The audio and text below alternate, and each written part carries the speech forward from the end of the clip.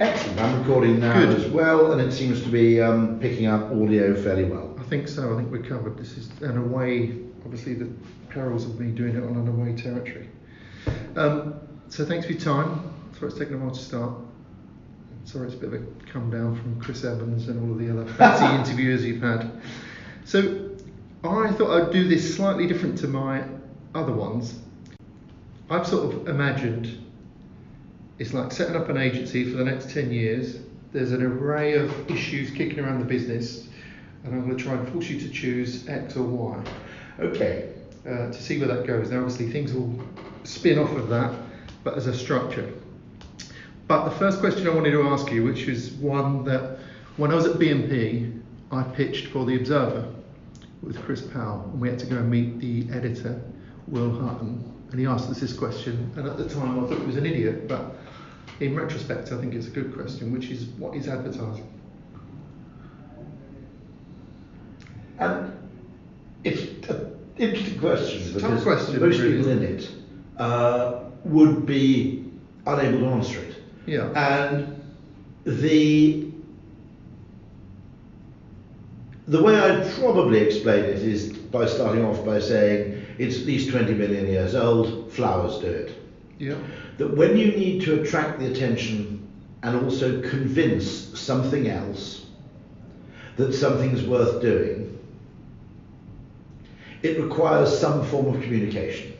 Yeah. And that communication may be actually costlier than strictly seems necessary.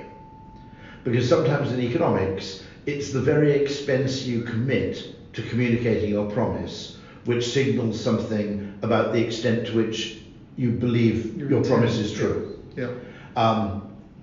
The interesting thing about advertising, of course, is I think we have a huge problem in undervaluing it, because our whole mental model of how business works, which I think comes to us from economics, is kind of physical and mechanical.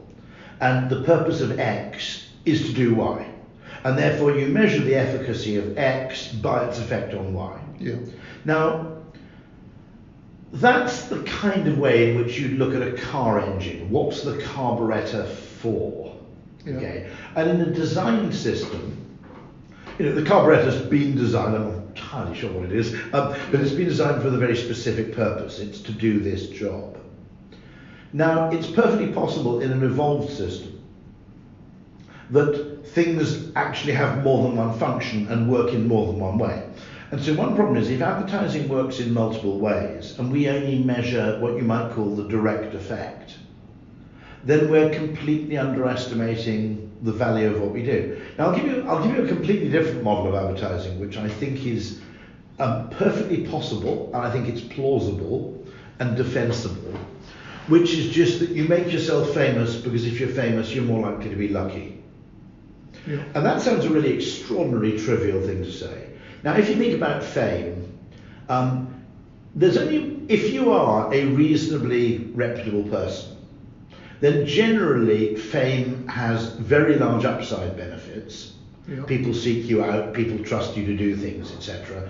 It has very small downsides if you're a reputable business. Okay.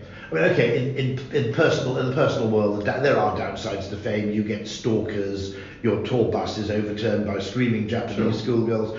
If you're a business, if you believe as I do that probably nearly all of the most successful businesses, the really successful businesses, owe part of their success to luck. Okay.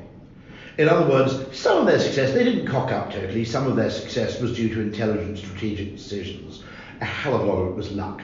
Timing, place. If you think about it, if Bill Gates had been born either 5 years earlier, 5 years later, or 5,000 miles to the east, yeah, he never would have been Bill Gates, yeah, or 5,000 miles to the west, for that matter. There's a huge amount of luck. What you could say is that simply, the more people have heard about you, the more chances you get to get lucky. Your chief executive's phone calls get returned. Yeah. People in newspapers decide to write a feature about you.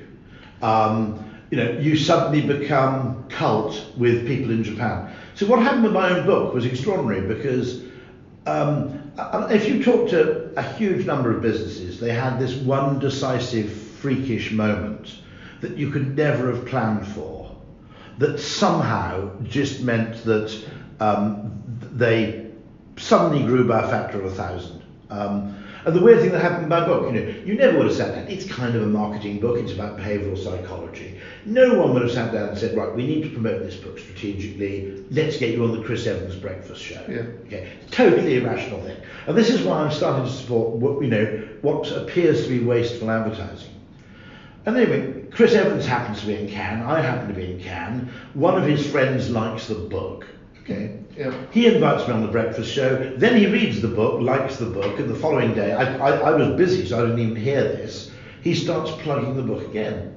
Now, for about 4 days on Amazon after that happened, I was out selling The Hungry Little Caterpillar. I was out selling The Highway Code. I think I was number 7 on Amazon as a kind of marketing and psychology book, as a business book, in sodding hardback. And it occurs to me that the simple thing is, you could argue that if you're famous, you can't necessarily predict what the benefits of fame are or how those benefits are going to arrive.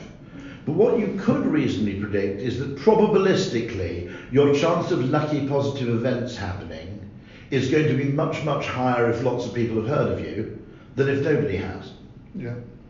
And so it strikes me that there must be, in many cases, advertising probably works in ways that are entirely, sorry about that, in ways that are actually what you might call entirely unpredictable in advance. Advertising just works at that probabilistic level that, there's a guy who's looking to buy 400,000 of something and he's heard of you. Yeah. And what's interesting is I've never been into a client and just said, look, just advertise because you'll be luckier that way, on average. Because it feels like an unbelievably kind of fluffy and vague It was a tough theory to sell. And it feels like it's going against the grain at the moment. Well, the current business world is, let's pretend everything's like Newtonian physics. We'll split up everything into its component parts, optimize those component parts, and then reapply them to the system. And of course, the interesting thing with complex systems is you don't optimize a complex system by optimizing its individual parts. Yeah.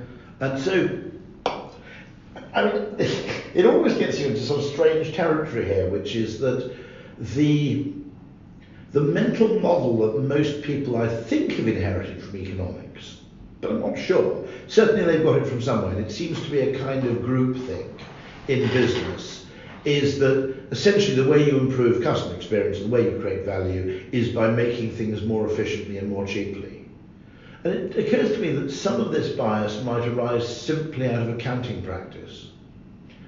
If you think about it, there are extraordinary biases in business decision making caused by the way that businesses account for value. So that if you go and buy a $5 billion startup with 27 teenagers in a shed in California, that is basically added to your balance sheet and increases the value of your company. If you go and hire 27 teenagers and try and do the same thing within your company, that's a cost. Yeah. Now, to me, it seems as though, one of the things we'll need if advertising is to really rescue itself is a new approach to how we kind of account for value and measure it.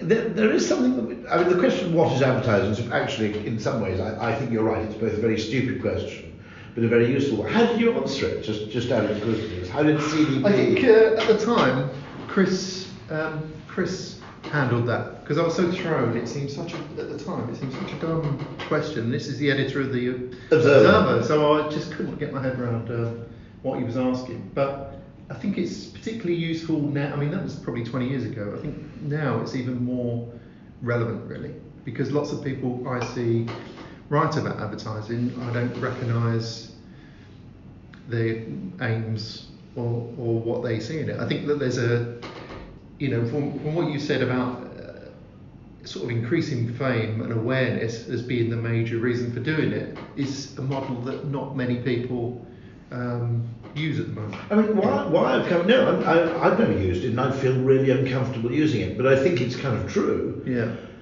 And you also get into this sort of philosophical territory, I think, of what happens in a world where nothing can be done that isn't quantifiable, even if it's kind of obvious. So I had this extraordinary case where I was quite impressed because I was at Victoria Station and they installed some fairly nice chairs, some bench seating made out of wood. It's a Scandinavian firm.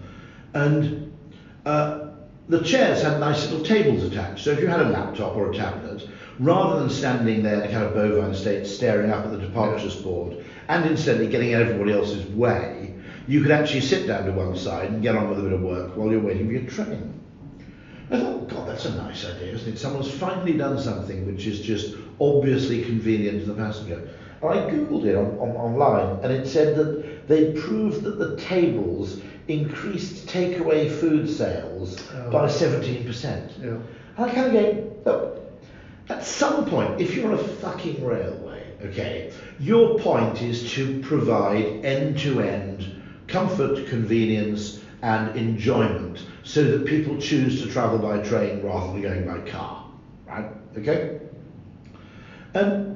Yet, something which is, in some ways, having decent seating at a station is as integral to the experience. But the only way you can do it is by justifying it in some other economic measure. So you created this very weird world where, of course, what's happened with advertising is that insane amounts of, disproportionate amounts, not always insane, but wholly disproportionate amounts of attention are placed on what you might call the targeting efficiency part of advertising, because it's quantifiable. Well, that's whereas the wider value of just being magnificent, for example, okay. Well, I mean, that's my feeling now, that people would rather smaller gains that are quantifiable than bigger gains that they can't pinpoint or attribute to themselves. And funny enough, I think in behavioural science there's a thing called the Ellsberg paradox, which is a bit like that. We'd rather have certain quantifiable incremental improvement gains than do something which, on the balance of probabilities, is much more spectacular, but is harder to measure and justify. And of course, in a weird way, if you want to keep your job, you're not being irrational pursuing those small incremental gains. Because if you can turn up every year at a board meeting and go, this year we did this 7% better than we did last year, then you can prove that it's down to you. I mean, I did this thing with this local coffee shop. I did their boards outside, chalkboards, to see whether I could, as a test, to see whether I could improve their sales over a period of 6 weeks or something. And during that process, I found myself wanting to, if I did ones that were talking about the shop and the sales increased, that was good, but I couldn't own it, because you think, was it because the weather was good, is it this? If I picked a particular product like olive oil and did something, and it sold well, then I could say, that's me.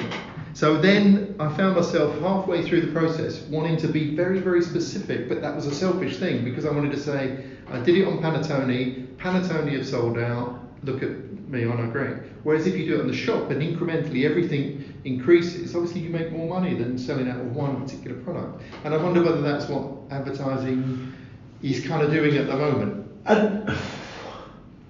And then, of course, you have the reductio ad absurdum, which I always say is, look, the world's most efficient advertisement is to put a notice up inside a pub which says drink beer. Yeah. Okay. Yeah. And in one level it's massively efficient because a huge number of people who see the sign aren't drinking beer. But as you said, with the wrong metrics, you could claim that ad was unbelievably effective. Yeah. Your point, of course, yes, you much rather say, what's the most obscure thing, promoting matcha-based drinks or something. Absolutely. Because then you could actually, and there's the great quote in this, which I find fascinating. I think it's one of those sentences which is much more important than we realise. I think it's Harry Truman, which is, anything is possible just so long as you don't care who gets the credit.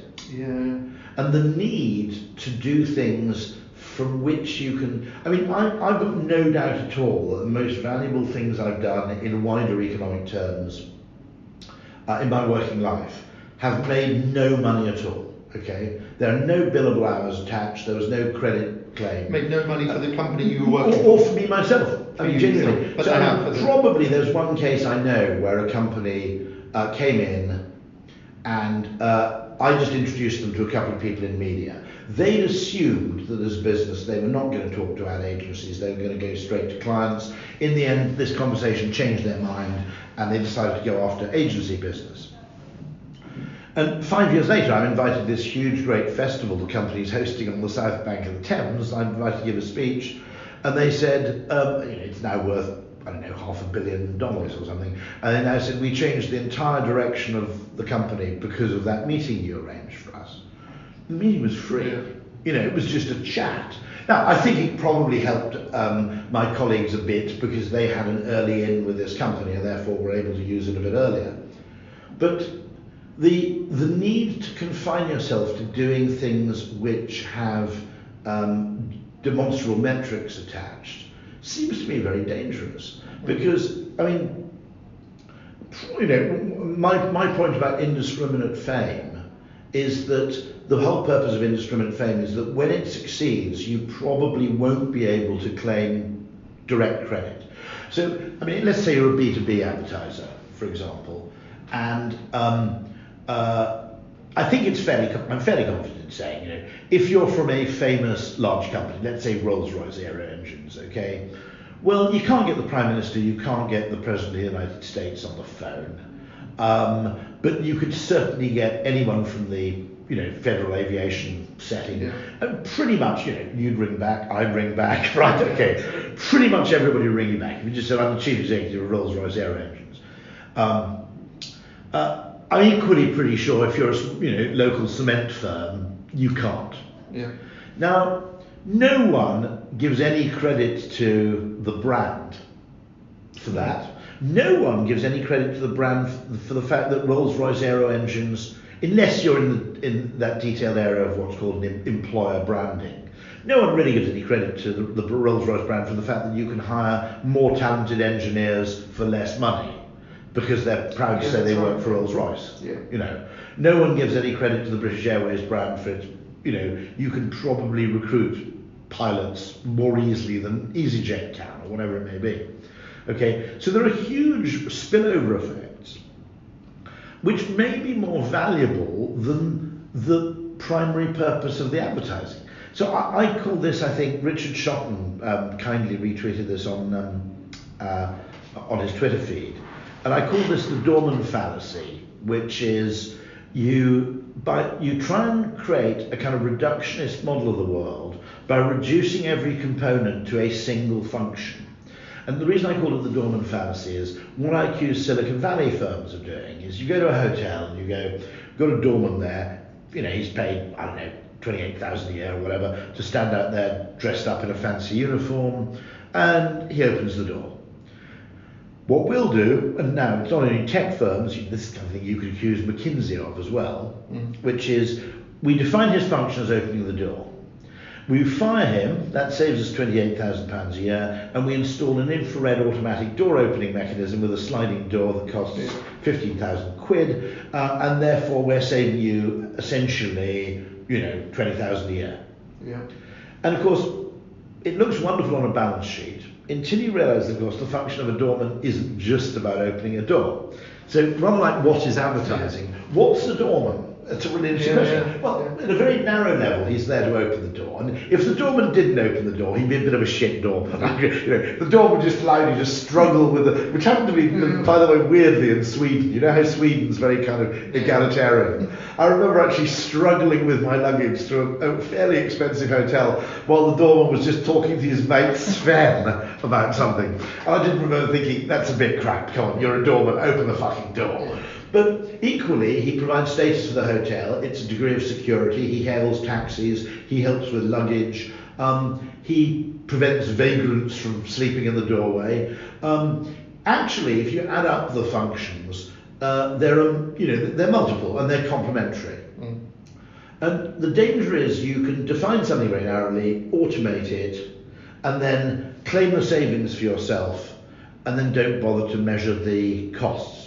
Now, I'll give you an absolutely classic case. If that sounds like a bit of a fanciful example, I was talking to a bunch of people at various companies, including Sky and BT. Okay, the entire fashion for moving call centres to India, principally, but other offshore countries to save money, is now totally rejected by almost all major operators.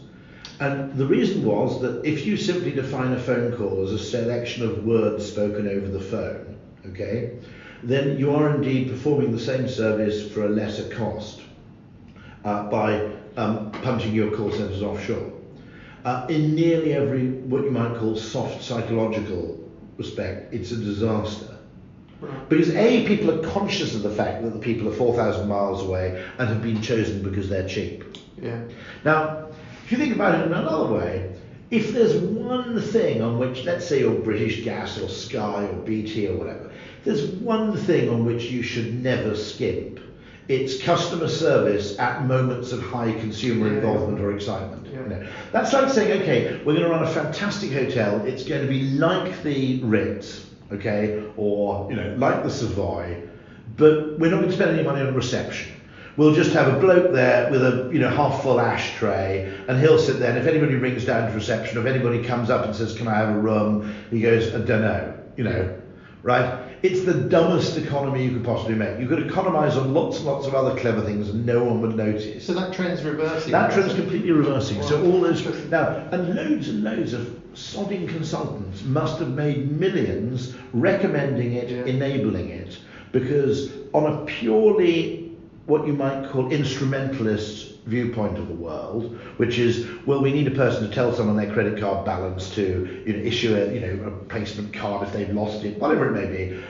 That's a conversation. The cheapest place to have a conversation is in.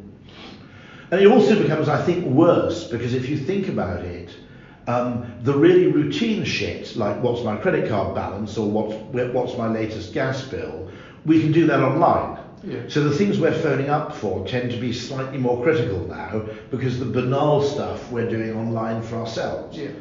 But what's interesting about that is it's an absolutely classic case where economic logic and essentially defines the value of something far, far too narrowly. And I think the same happened with advertising. I think that the purpose is that it's a short-term effect to generate an immediate response, which results in a purchase. Now, by the way, that is perfectly valid. I spent my first 15 years in direct response advertising. I love it. It's a fantastic thing to do. By the way, if you can't sell to people in the short term, there might be no point. No, there's no long term. There's no long term. You've got to stay alive long enough to actually, to build a brand. But at the same time, it doesn't strike me as impossible, by the way, and this is another interesting thought, now I may be wrong here, that there's a certain role to advertising which weirdly only works in the long term. By which I mean, if you see something on the shelf and you go, I've heard of that, and then you see something else on the shelf and you go, I've heard of that for the last 5 years, it's a different thing, isn't it? It's reassuring. It's more reassuring to know that something's been around for a long time. So there may be a value to memory, which is not only this is familiar, but this is long time familiar. Yeah. If you think about the difference between, well, first of all, of course. Well, it's like shirt sponsorship, I think, is initially, what's the point of putting your initials on a shirt? Because you're not going to take up much information, but then, there would be certain sponsorships that Manchester United have. I wouldn't know what they were, but I would be more likely to trust them, because they wouldn't sponsor Man United if they were of course. a dodgy company. Well, first of all, they're not skint, so they're reasonably successful. Yeah. Secondly, you're right, because since good advertising doesn't pay for bad products, therefore doing good advertising suggests the only sensible reason to do good advertising is that you do have a good product. I mean, generally, not universally true. So with frequently purchased things, good advertising kills bad products faster. By the way, it's always taken as if it were the fault of advertising, and I think I ought to defend. It was effectively an Ogilvy agency. I think it was either S.H. Benson or Maitland and Crowther, one of the two, produced You're Never Alone with the Strand. Now, Jeremy Bullmore tells me that actually the advertising was very successful, and he's got the figures, that in the short term, trial of the cigarette was immense. Yeah. It was a terrible cigarette. So apparently anybody who smoked said that it was effectively sweeping this from a bloody factory floor. I mean, it was a terrible quality tobacco. And so everybody tried it, nobody bought their second packet.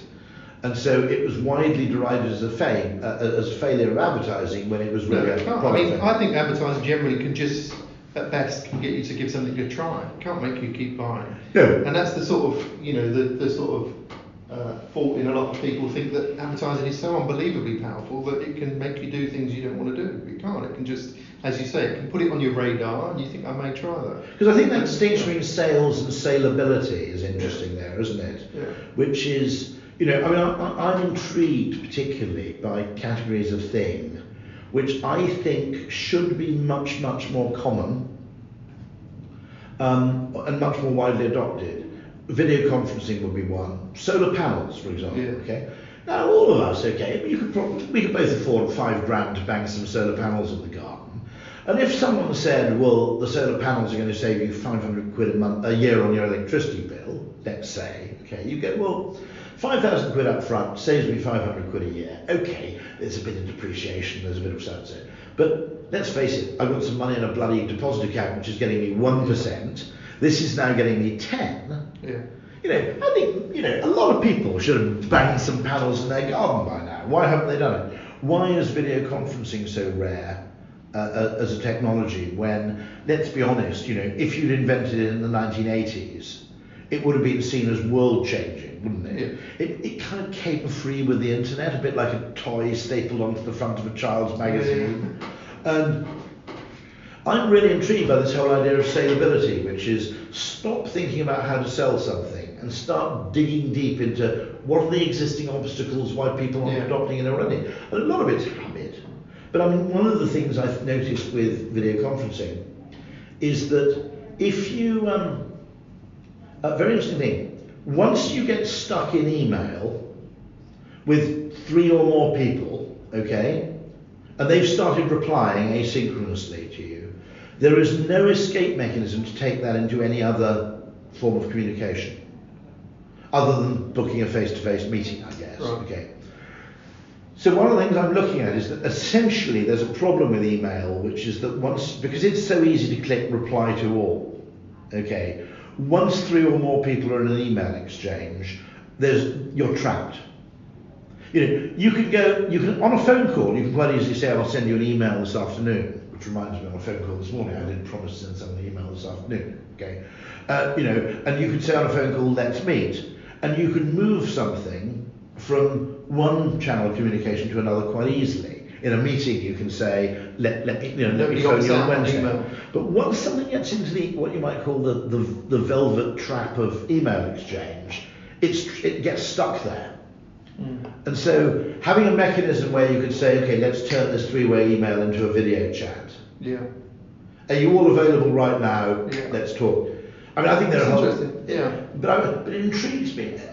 There are so many things which interest me. The electric car. Okay, you must be fascinated by this. Yeah. Now, okay, the big problem seems to be range anxiety. Like, oh my God, but it'll only go 290 miles on a single charge. Yeah, that's right. Now, don't be rude, if you live in the Arizona desert, I get that. Yeah. I get the issue, right? I live in Kent, okay? Now, first of all, Kent's only about 80 miles long.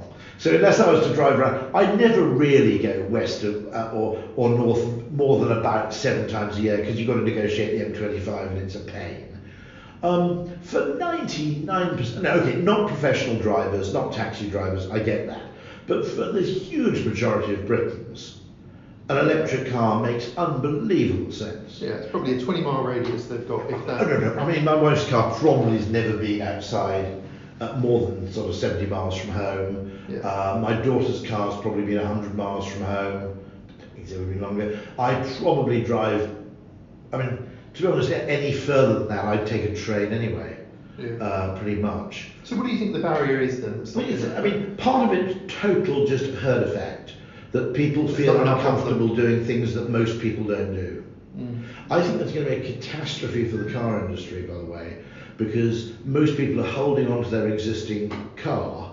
knowing that their next car will probably be hybrid or electric, but unwilling to make the jump. Yeah. So my car's 9 years old, right? To be honest, it'll probably be 2021 when it's 11 years old. Maybe it'll hit 90,000 miles, whatever.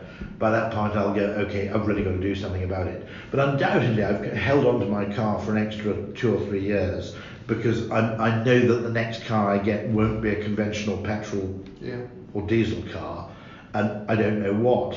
So essentially the car industry, I think, is going to be hit with this massive I mean, you get in a very other interesting discussion. I love this kind of stuff. So one of the things I'm trying to do, okay, don't get me wrong, I absolutely love advertising, but I don't understand why the advertising industry defined it, the advertising agency defined its role so narrowly.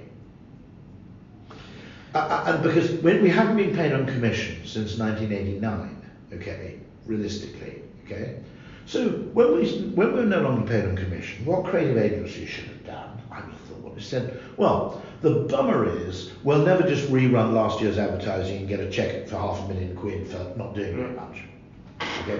But the upside is we can now sell what we do to hundreds, thousands more people because they don't have to have a media budget for us to talk to them. When you're paid on commission, the only people worth talking to were people who had a media budget, because didn't have a media budget, you can get paid.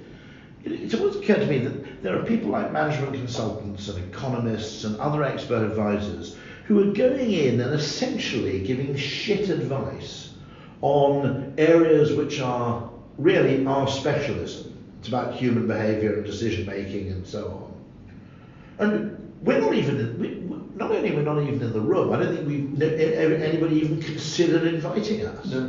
Now how can we, now calling yourself an advertising agency, what does that say? It says, well, unless you've got an advertising budget, don't come and talk to us.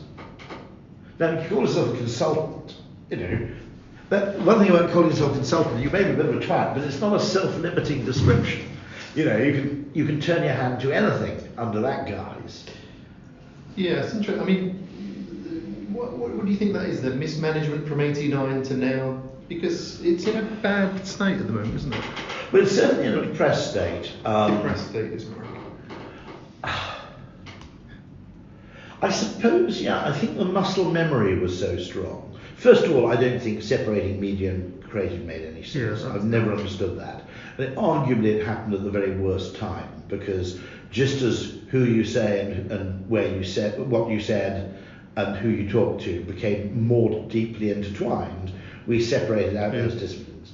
I mean, I could see a logic for media buying being consolidated, but not media planning, really. And when we lost that media thing, I argue that we stopped being a restaurant, became a Mongolian barbecue. And the reason was, when you had media planning and creative and account planning all in the same place, someone could come to you with a problem and you could say, this is your solution, buy these audiences and tell them that. Now, to be honest, one, I think it's like a Sudoku problem, which is you can't solve the problem. In other words, you can't chop a Sudoku into 9 squares and give it to 9 different people to solve. No. And I don't think you can separate out the who you talk to problem from the what do you say question. No, they're too intertwined. I mean, there are cases I've heard of which are one of the cleverest bits of advertising. I've never seen it, but someone told me about it. Was in the I think the late 80s, early 90s, there was an American company which had a target audience of 500 people, and they advertised on TV. Mm. Now the 500 people were chief executives in the UK of the subsidiaries of American companies. About 80% of them were American. Where do you reach them on TV? Super Bowl.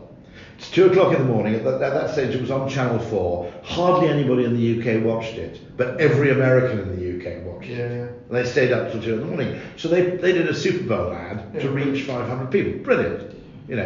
That kind of thing, you need to understand both to be able to do it. Well, I presume that's linking the possible upside to the media cost rather than the amount of people to the media cost. And at the moment, it's more likely to go, well, it's only 500. That should be cheap. rather than thinking, but if they react to what we're saying. Okay, and of course, the relative import you gain from doing a TV ad during the Super Bowl, which to an American, of course, is the biggest ad you can be possibly doing. But I mean, so there's that always annoys me. But there are also so many of these problems aren't pure. So, okay, this is the other thing. In 1989, or 1988, when I came to the business, 2/3 of ad spend was packaged goods. So it was FMCG stuff, including beer, cigars, pipe tobacco at the time was still advertised, detergent, soap, dishwasher tablets, that kind of stuff. That's now less than 25% of ad spend. What's come in to take the place is insurance comparison websites, mobile phone networks, mobile phone handsets, broadband providers, cable TV. Sky as a massive advertiser barely existed in 1988. In fact, I'm not sure it did exist in 1988. Now, those kinds of businesses are different. If you're Unilever, bluntly put, advertising is probably always going to be one of the 3 biggest levers you can pull. If you're an insurance comparison website, it probably is actually pretty big because it's a highly competitive field where tiny differences in saliency will affect what people do. But for a lot of those entities which are single sign-up subscription things, like once a year you get a chance to change your broadband, and most times people don't bother, the nature of the problem is often very different. It's not necessarily an advertising problem. Just I always admire Dave Trotter, who says, it's not always a brand problem. There are lots and lots of reasons why people do and don't do things, and brand can be highly decisive, by the way, but it can be fairly irrelevant too. So an example would be, there's enormous problem now in getting people to buy new TVs. And the truth of the matter is, A, TVs aren't that exciting, I mean, they show what comes out of your skybox, so they're a monitor. B, I think you've got the problem that what used to happen is people used to upgrade their biggest TV to an even bigger TV, and then they'd migrate the old TV into a bedroom. And my suspicion is we've reached a point where your biggest TV is now so big that it would look ridiculous in any other room. Particularly in British homes, right? So British homes aren't very big. And at that point, you've got a bit of a problem because it's very hard to innovate in TVs to such an extent. I mean, the difference between ordinary and HD, I think, was significantly appreciable by the human eye. To be honest, if you take 4K or UHD, I don't know if you noticed this, but whenever you go into a shop that's showing off 4K TVs, it doesn't have a picture of a football game on it. It's got like an ant in extreme close-up, or like a waterfall or a drop of water. And you go, why are you shooting these weird things? Of course, you realise that actually, to be honest, once there's significant movement or the camera's panning, our brain can't really tell the difference between 4K. Football maybe tennis is pretty good with a locked-off camera, I don't know. But basically, a hell of a lot of things don't look any better in 4K than they do in standard HD. Also, the brands in that area seems to have flattened out. It used to be Sony, whatever, and it would scale down. Now it seems a very even. And Samsung's on a par with Sony, which would have seemed weird to us. Crazy, 10 or 15 years ago, that would have seemed weird, wouldn't it? So I'm going to take all of that as your answer to what is advertising as being. It's generally to find a wider audience or something. I mean, the great book on this about what is advertising, I suppose the book that answers that question is Paul Feldman's book, The Anatomy of Humbug. But he makes the point, that was it, 5 Gentlemen of Rajasthan or whatever it is, who go up to an elephant, and each person feels a different part of the elephant and describes it in a totally different way. So one person says it's long and thin like a snake because he's feeling the trunk, and so on and so forth. In the same way, I think the same thing happened with advertising, which is people are so determined to have a theory of everything that to say what is advertising, I mean, Lonely Hearts ads are fundamentally different from brand ads, from the sponsorship of Barcelona, and the fact that it can perform multiple functions, but only gets measured on the one you define, probably means that advertising is more often undervalued. It's more than often undervalued because you're only measuring the immediate kind of the effects that advertising is theoretically there to do, and you're not measuring the things it does. I mean, simple luck. Someone rings you from out of the blue because they've got a new idea and they've heard of your company. No one says it's not a brilliant advertising effect. No. I mean, I would argue that actually, since the difference between a successful company and the difference between a crap company and a good company is often down to intent and professionalism and competence. The difference between a good company and a great, really successful company, in other words, the difference between Yahoo and Google, if you like, is actually more down to luck than it probably is down to kind of merit. Because in a winner takes all, it's a bit like, to be honest, if you meet people who are, this is where it gets a bit difficult, but the very, very rich, people as individuals who are very, very rich, are genuinely, they're quite often pretty capable, but they're also lucky. And it's the biggest thing, of course, we're in denial about, because everybody wants to claim the credit if there's a success. I mean, I find it interesting that often people like Zuckerberg or whatever, they have one idea, and all of a sudden people say, well, perhaps he could run for president, or perhaps he could do this, or perhaps they could move into. But it's sort of almost like one moment. Who you talk to was not even his idea, because I think the Winklevoss brothers would take issue with that. And so I've got, this is in theory my first question. So this is a question. So most of these are you have to favour one or the other. Okay. So nice. Beatles, Stones, that kind of thing. Kind of Beatles, Stones. So what's more useful in agencies, ability or diversity?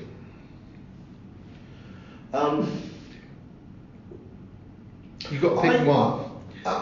Because obviously, I'll say, so basically, obviously, there's nobody who doesn't want an inclusive, diverse culture, I don't think. And there's nobody who wants lack of ability. Nobody wants lack of ability, but at the moment it feels like it's leaning one way over the other. If you had to pick one. I'd still put it down as ability.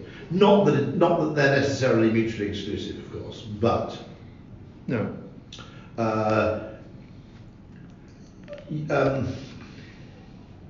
Because ability is talked about less, I would say, than diversity, certainly in all the surrounding. Yeah, there's a strange thing, isn't there, which has happened.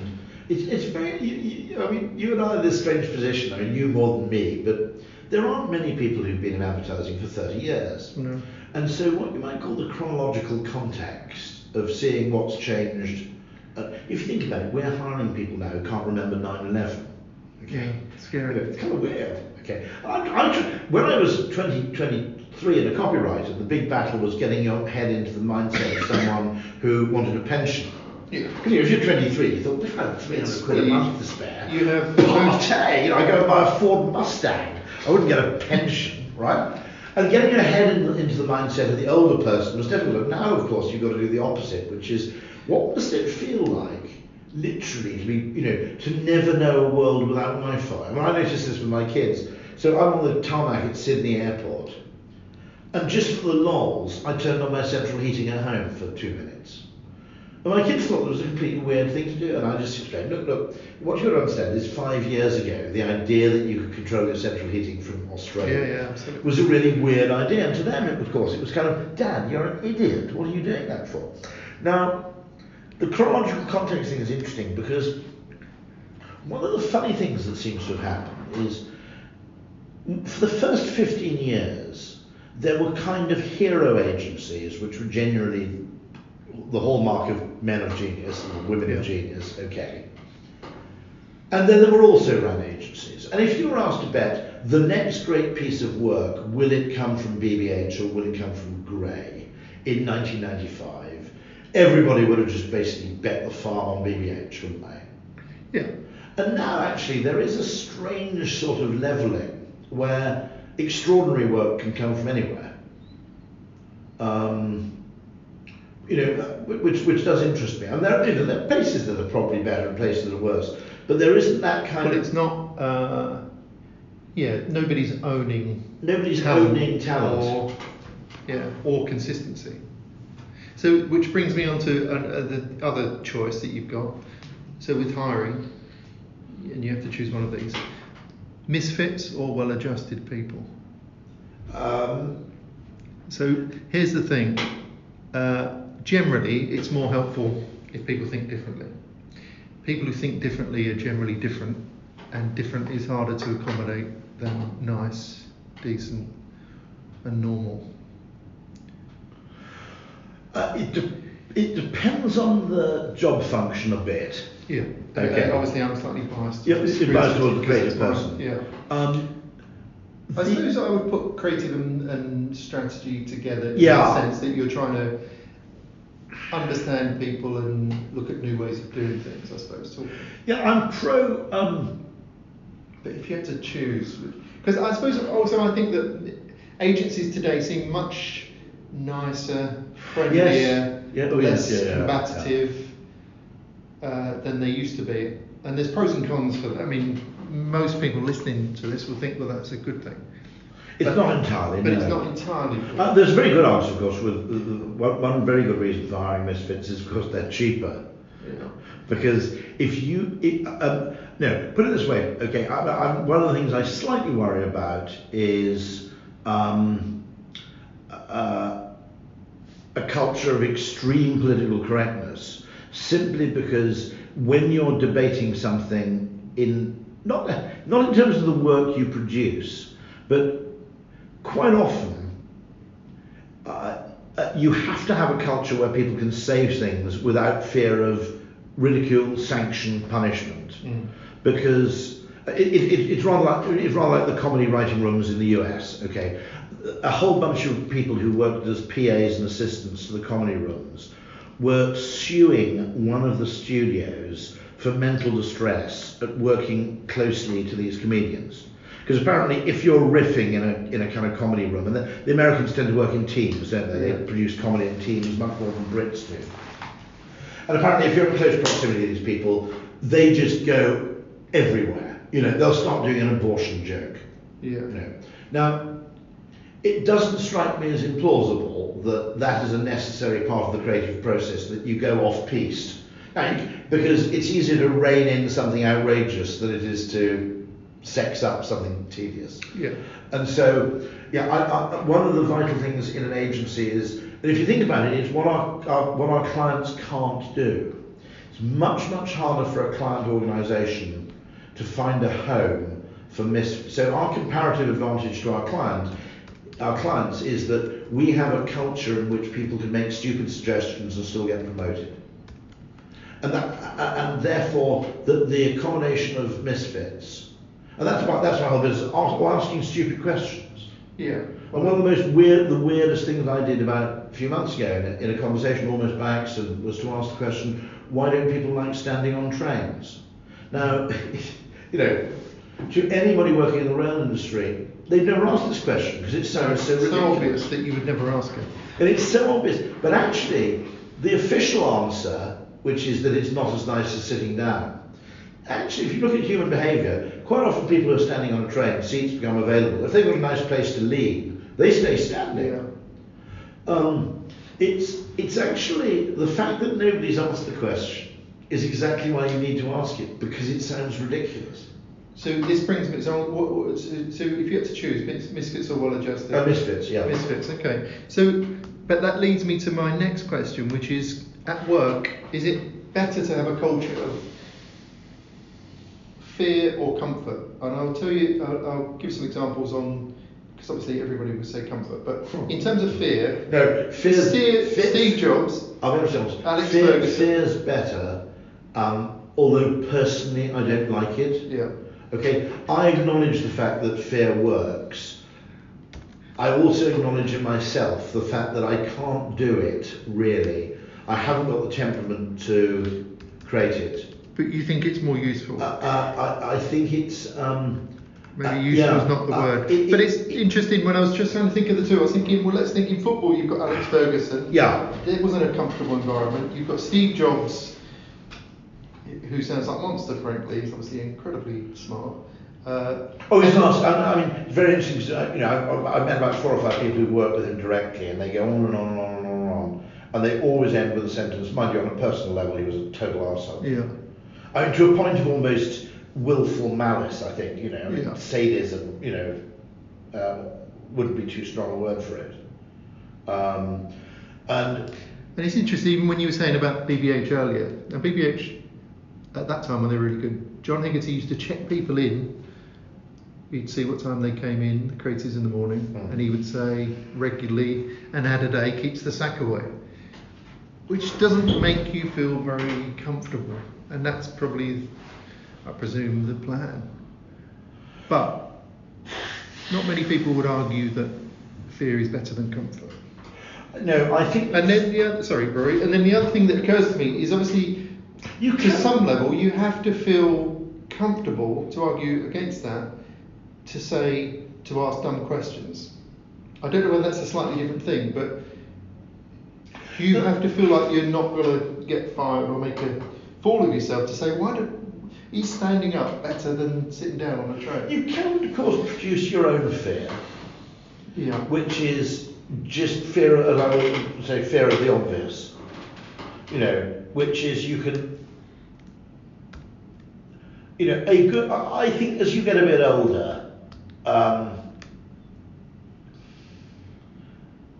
the other thing is, the only other problem with a culture of fear would be, can anybody hack it above a certain age? You know, so my guess would be, you and I, okay, if we were checked in, what time did you arrive this morning, at our age, okay, we just find that kind of patronising and insulting, because at some point, you know, I mean, first of all, I mean, you know, as an advertising creative, you can kind of work anywhere, can't you? Yeah.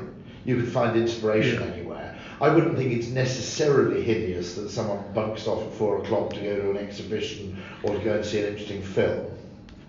An ad a day keeps the sack away.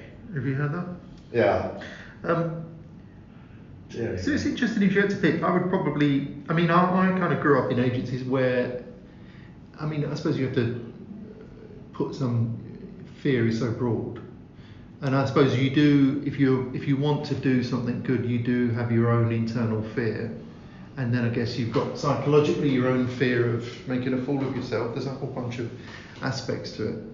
But I think it can be useful to push you on, to worry about what you're doing, whether you're doing enough, is it good enough? And I don't know whether that doesn't necessarily mean the people around have to create that environment. But I think that people put more energy into making it comfortable than anything else. Yeah, and I think,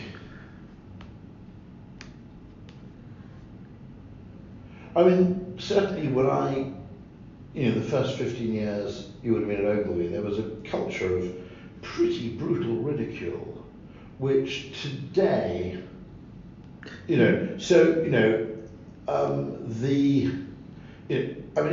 you produced a bad ad, you were routinely humiliated for it. By who? By the senior? Simply your peer group. Right.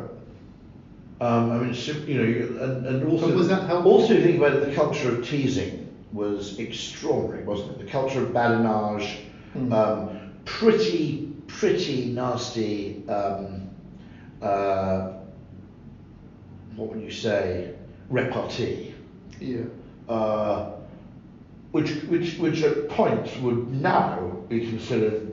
Would that be bullying? Cruelty. Yeah. And you're right. I mean, did you find that helpful? Yeah, I probably did. Yeah. Because you had to be pretty damn good to. In other words, if you weren't doling it out, you were kind of receiving it, which was a bit of an incentive to get good at what you did. And you wouldn't want to put yourself in a position where someone could make fun of you, so you'd have to create things that were a bit more bulletproof. Perhaps you'd think about them a little bit more to not put yourself on the spot, maybe. And I can remember, the critiquing of work, if you used anything that was a visual cliche, for example, or whatever, that was absolute, social death. Yeah. No, it's Do you think people debate things less now? Do you think there's more of a fear of debating because it can cross that line? Yeah, I mean, I suppose if you look at all those people like Jobs, etc., they're unafraid of confrontation. They're completely,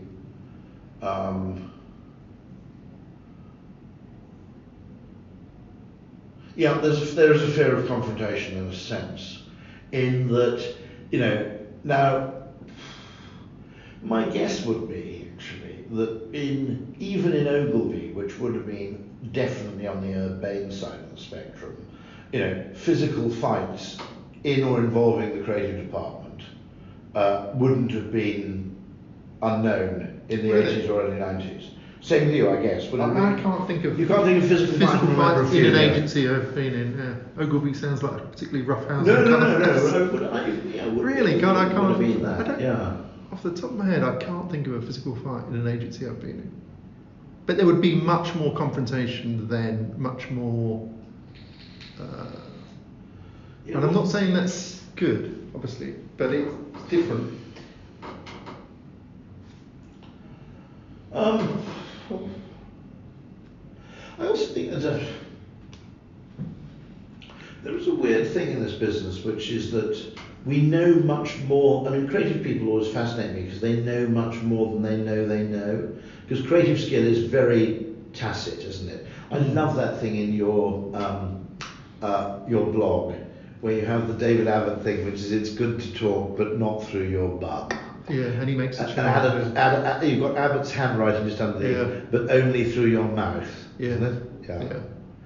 And it's one of those things which is, that's just, it's very difficult to quantify. It's creative direction at its most perfect. In other words, you restore the brand tone of voice, you make it actually a better ad because it's saying something obliquely rather than explicitly. You do all that sort of stuff. So you spot the raw idea, and then you flip it.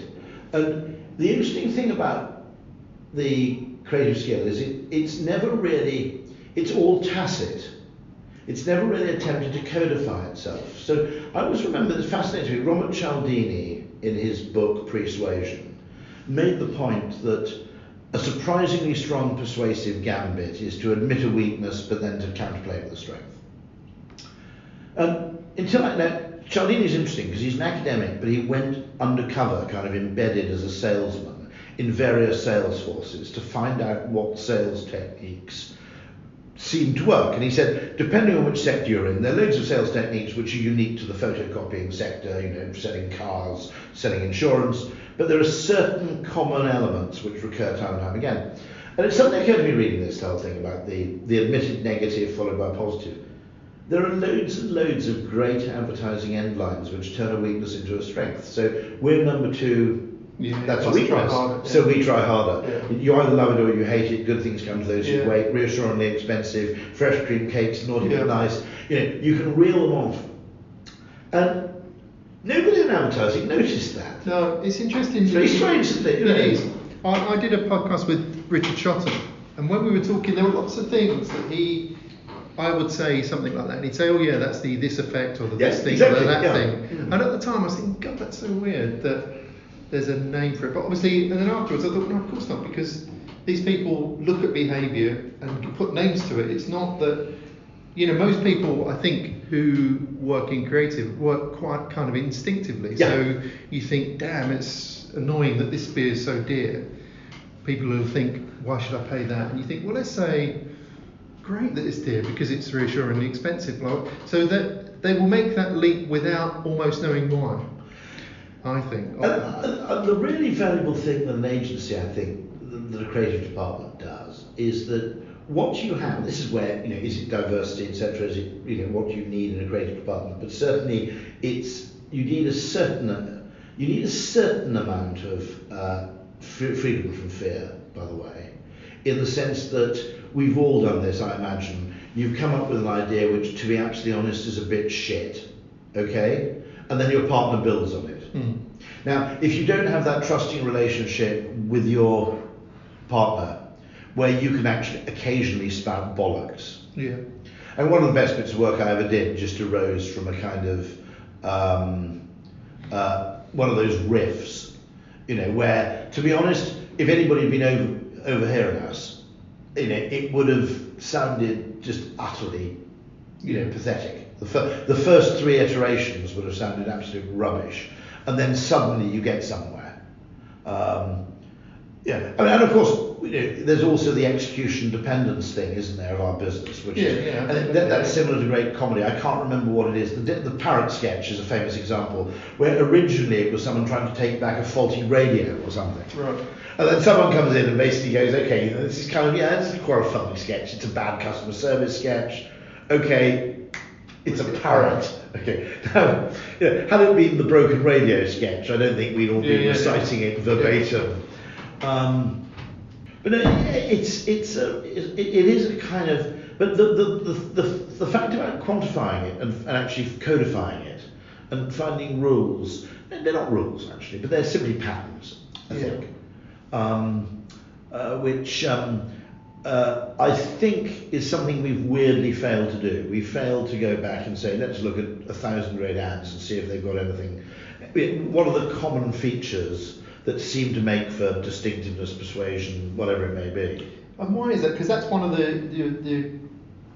my favourite quotes or tweets that you put out, which was about the ad industry avoiding any methodology, believing that it's all about creating fresh, crazy, new stuff, and therefore it affects what you can charge for it, because you can't afford to hire people with lots of experience. Yeah, so in other because words, you have to pretend that you reinvent it every day and that there's no ongoing learning. Because the truth of the matter is, very interesting question this. So is advertising creativity one of those fields where there are fields like mathematics where it's quite very few people do their very best work after the age of about 45, for some reason. And there are certain fields of art, some kinds of music, pop music, for example. They're outliers, they're oddballs, Dylan and so forth, and people keep on going. But by and large, there seems. But equally, it's worth remembering there are other disciplines like architecture where it's almost the reverse. Picasso didn't get shit when he was old. In architecture, I met Daniel Libeskind once, and I think he was something like 50 before he got a building built. Frank Lloyd Wright did his most interesting stuff, arguably at the end. I think that's true of alto as well. So, one thing I do notice is that as you're older as a creative person, actually, I'm not sure you get better, but you get faster.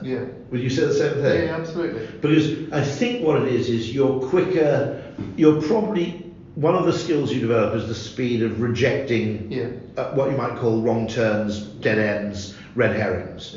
And you also, the other great advantage of being old, is that when you say something ridiculous, some people actually take you seriously. So I'll give you this little idea, which is talking about Pizza Hut.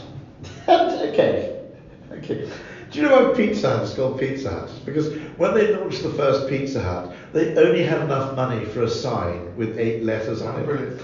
And since 5 of them pretty much had to be pizza, otherwise people wouldn't know what the hell they were selling, Pizza Palace was over budget. That's amazing. Now, something there, it's a bit like that chess player who always believed that there was an end game with like 2 rooks against a bishop and a so-and-so.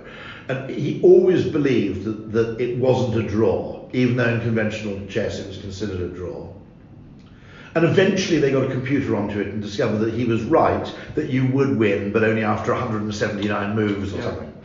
And in the same way, when you're old, you go, there's actually something there that's actually fantastic. I still don't know what it is. But I know exactly what you're saying there, because I think if you're inexperienced, you're going, how about the pizza extravaganza, how about this?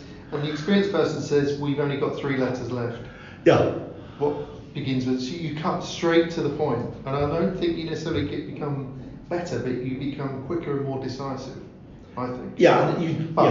Maybe it's confidence in your judgment. It's probably confidence, and you're probably less worried about saying the dumb things, because you realise at some point that's helpful. I'm just conscious. You must give me a few more quick questions. Sorry, I'm intrigued by these. You want me? Okay. Well, one of them was experience versus. I've put freshness because inexperience would be, who could ever say that it's much better to be inexperienced? So I've tried to make it a little bit more balanced with freshness. But we kind of answered I'm that going to in a answer sense. I'm also going to answer that with both, which is I think one of the problems The that's happened in combinations. the ad industry is that I think the creative departments have become a bit bipolar, which is senior creative director, very well paid. And then there's a big Then there's a huge gap in the middle. Well, A, where do you get your next creative directors from? Yeah. And And the how do you group, train the group them? head system was again one of those Absolutely, things yeah. which was removed on the grounds of its inefficiency. Okay. Whereas actually, in some ways, I think it also freed up creative directors to have completely different kind of client conversations in a way that they now don't have the time to do. I think there are issues there about how you structure a creative department where the old way had virtues, just as in a way commission as a form of payment had virtues that we missed. Yeah. It paid you to have very long running campaigns. Absolutely. When you had commission. And since very long running campaigns tend to be what build the best brands, certainly according to Peter Field, okay, it was a brilliant alignment of agency interest and brand interest, which payment by the hour, which tends to encourage you to dick around, doesn't really capture. I'm going to ask you another one. Well, Go on. Gut versus data. So you can only pick one. Yeah. So obviously, again, it's interesting with these because I would say that I would guess that you had answered all of these like this, but I would guess that most people would answer them the opposite.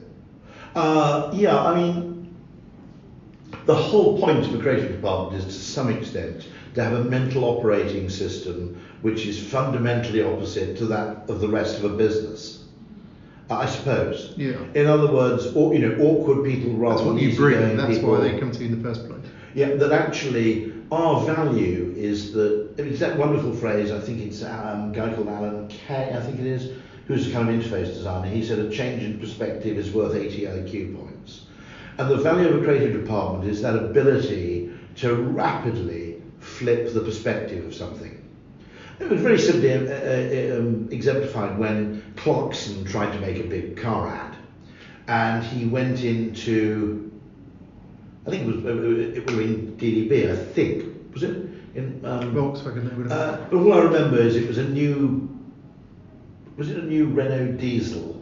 And the point was, he said, well, there's now a Renault that takes diesel. And they said, no, diesel is now better because you can put it in a Renault. Well, it can't have been a Renault, it must have been, hold on, who the hell was it? Essentially, anyway, Peugeot. So who would that have been? Peugeot. I've forgotten. But anyway, that was the whole point, which is in other words, you reverse it. In other words, this car isn't now better because you can put diesel in it. Diesel's now better because you can put it in this car. Now, that kind of, Conan Doyle has a piece on this, which is called it's effectively backwards thinking.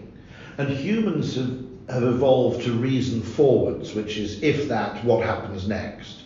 But the reverse process, which is this is the desired outcome, what do we have to do in order to achieve it, is actually a much less developed mental process in human beings.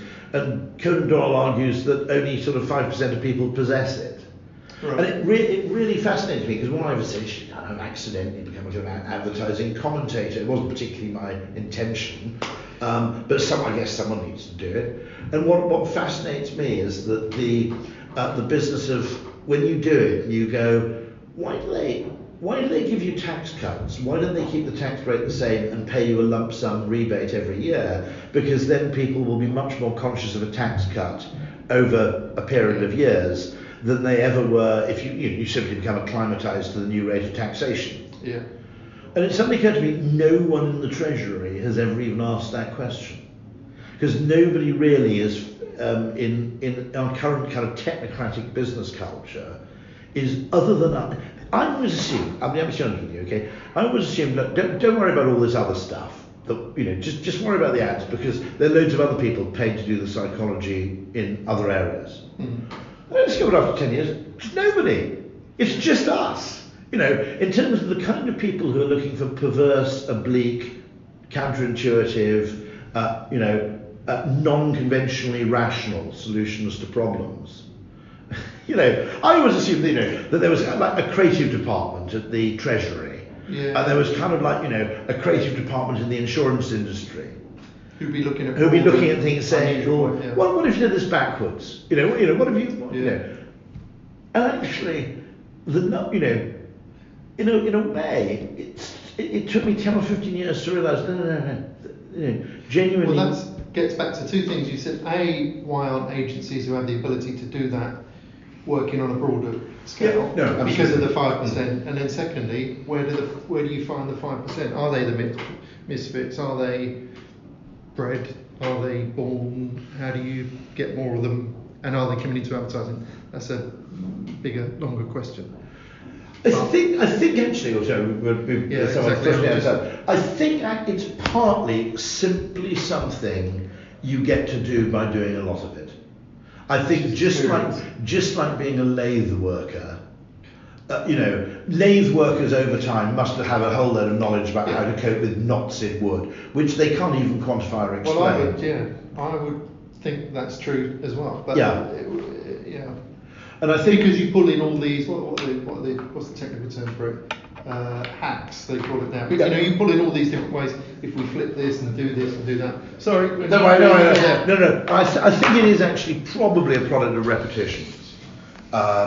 There's almost certainly an innate component to it as well, in that some people will be better than others. Yeah. But I think, I think if you and I had gone into investment banking, I don't think we think the way we do. And that's why I was so, I found my first 3 years working in this industry utterly fascinating. Yeah. Because most of the things you would have just assumed were true, like if you drop the price, more people will buy it, aren't necessarily true. Right, Sorry, who are we going to see? Sorry.